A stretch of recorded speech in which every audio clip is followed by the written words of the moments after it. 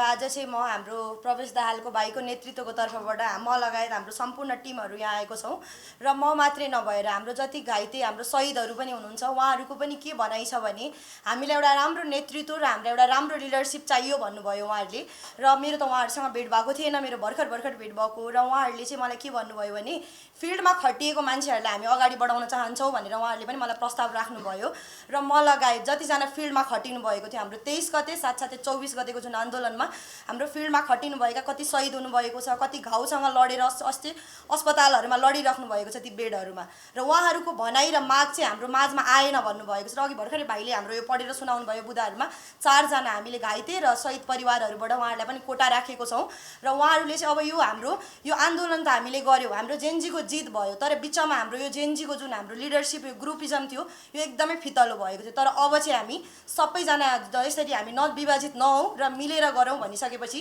हामी सबैजना ग्रुप आज एकजुट भएको छौँ हाम्रो प्रवेश भाइ लगायत हाम्रो सुदन दाईहरूले पनि सपोर्ट गर्छौँ तिमीहरू अगाडि बढ भन्नुभएको छ र अब चाहिँ हामी मात्रै नभएर हामी घाइते र मृतक परिवारहरू तपाईँहरू पनि यदि हामीसँग जोडिन चाहनुहुन्छ भने उहाँ भाइसँग लगायत हाम्रो टिमहरूसँग सम्पर्क गर्नुहोला र तपाईँहरूको लागि पनि हामीले कोटा छुट्याएको छौँ र यो लडाई हामीले मात्रै अगाडि बढेर सक्दैनौँ तपाईहरुको साथ र समर्थन चाहिन्छ हामीलाई र हाम्रो असली जेनजी भनेको नै मैले पटक मिडियामा पनि भनिरहेको छु जसले यो देशको लागि आफ्नो सडकमा रगतको बलिदान दिनुभएको छ र साथसाथै जो घाउसँग लडिराख्नु भएको छ उहाँहरूलाई हामी असली जेनजी मान्छौँ र यो आज हाम्रो सम्पूर्ण मिडियाहरुबाट म के भन्न चाहन्छु भने तपाईहरु सबैजना हामीसँग जोडिनुहोस् हामीलाई साथ दिनुहोस् र अब तपाईहरु हामी सबै मिलेर हाम्रो जितलाई अगाडि बढाउनेछौँ म त्यति नै भन्न चाहन्छु।